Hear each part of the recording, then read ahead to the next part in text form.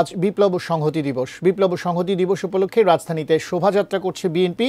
এ বিষয়ে বিস্তারিত জানাতে রাজধানীর কাকরাইল মোড় থেকে যুক্ত হচ্ছেন সহকর্মী সম্রাট আনোয়ার। সম্রাট, এই মুহূর্তে শোভাযাত্রায় কে কে যুক্ত হয়েছেন, শোভাযাত্রাটি কোথায় অবস্থান করছে, আমাদেরকে একটু বিস্তারিত জানান। সংহতি দিবসের যে সারাদিন ব্যাপী কার্যক্রম ছিল বিএনপির, তার মধ্যে সবচেয়ে বড় কর্মসূচি এই শোভাযাত্রা, যেটি আবার এখান থেকে, অর্থাৎ আমরা এখন যে জায়গাটিতে দাঁড়িয়ে আছি শান্তিনগর, এই জায়গাটিতে আমরা 40 মিনিটেরও বেশি সময় ধরে এখানে দাঁড়ানো অবস্থান নিয়ে আছি। এবং এর আগের বুলেটিনেও দেখাচ্ছিলাম যে এখান থেকে তখন মিছিলটি শুরু হয়েছিল মাত্র, এবং তারপরে এই যে 40 মিনিটেরও বেশি সময় অতিবাহিত হয়ে গেছে, এখনও দেখতেই পাচ্ছেন যে বিপুল সংখ্যক নেতাকর্মী এখান থেকে র্যালিতে অংশ নিয়েছেন, এবং সেই সংখ্যাটা কিন্তু মোটেও কম নয়।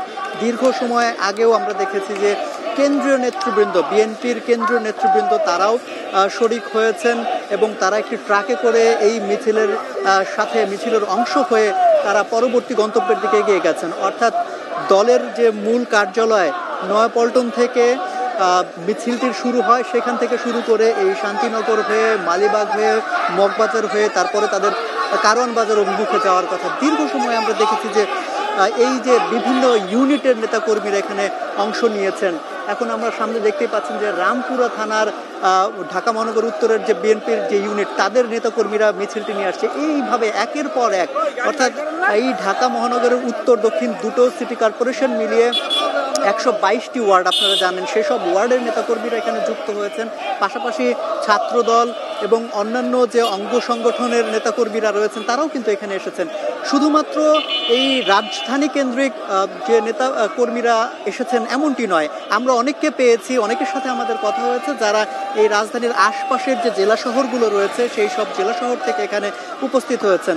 তারা বলছেন যে আজকের যে দিবসটি, সেই দিবসটি মাঝখানে দীর্ঘদিন তারা আসলে সেভাবে উদযাপন করতে পারেননি, কিন্তু এই 50তম বছরে এসে আমরা যেটি দেখলাম যে এই যে তাদের মহা আয়োজনে, মহা সমারোহে যে তারা পালন করছেন, সেটি কিন্তু তারা বলছেন যে একটা দিক নির্দেশনামূলক একটা ব্যাপার।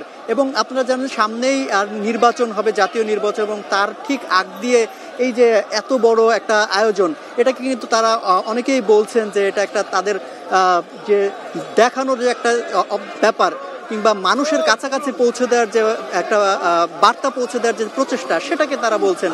এবং সেই হিসাবেই তারা বলছেন যে জাতীয় নির্বাচনের আগে এই যে আজকের জমায়েতটা করা হয়েছে, সেটাকে তারা বলছেন যে সুদূর প্রসারী, এবং বিএনপির জন্য যে নির্বাচনী যে ম্যান্ডেটগুলো যেগুলো দেওয়া হয়েছে এবং সেটিকে সামনে রেখেছে তাদের তৎপরতা, সেটিকে আরও বেগবান করবেন। এই বিষয়টি আসলে এই জমায়েতে কিংবা এই শোভাযাত্রায় যারা অংশ নিয়েছেন তারা বলছেন।